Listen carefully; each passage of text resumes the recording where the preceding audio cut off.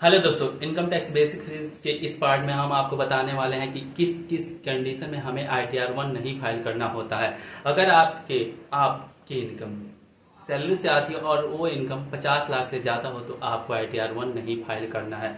अगर आपकी इनकम कृषि से हो और आपकी जो आय है वो 5,000 से ज़्यादा है तो उस केस में भी आपको ITR-1 नहीं फाइल करना है। अगर आप बिजनेस से पैसे कमा रहे हो या बिजनेस या प्रोफेशन से तो उस केस में भी आपको ITR-1 नहीं फाइल करना होता है। अगर आप कैपिटल गेन से इनकम कमा रहे हैं, टैक्सेबल कैपिटल गेन जो शेयर या प्रॉपर्टी खरीदने बेचने पर अप्लीकेबल होता है तो उस केस में भी आपको ITR-1 नहीं फाइल करना है।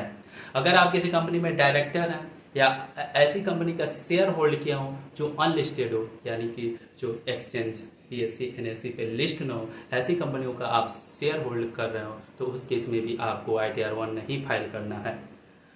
फिर से अगर आप ऐसा ट्रांजैक्शन किया हो जिस पर TDS अंडर सेक्शन 194N वाला अप्लीकेबल हो तो उस केस में भी आपको ITR-1 नहीं फाइल करना है।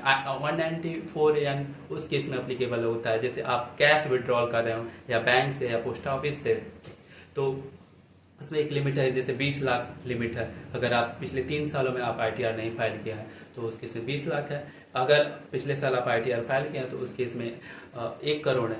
उस लिमिट से ज़्यादा आप कैश विड्रॉल करते हैं तो बैंक आप मतलब उस विड्रॉल अमाउंट पर कुछ टैक्स काटता है, तो वही है 194N हमें बताता है।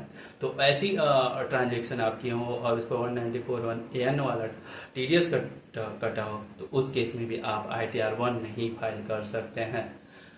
अगर आपको ESOP मिला हो और उस पर डेफर्ड इनकम टैक्स ऐसा अप्लीकेबल हो तो उस केस में भी आप ITR-1 नहीं फाइल कर सकते हैं।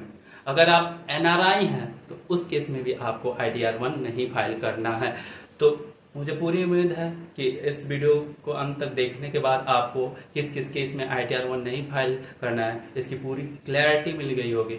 तो बहुत बहुत धन्यवाद दोस्तों मेरे वीडियो में अंत तक बने रहने के लिए, और प्लीज़ मेरे चैनल को सब्सक्राइब करें और ज़्यादा से ज़्यादा लोगों को शेयर करें। Thank you.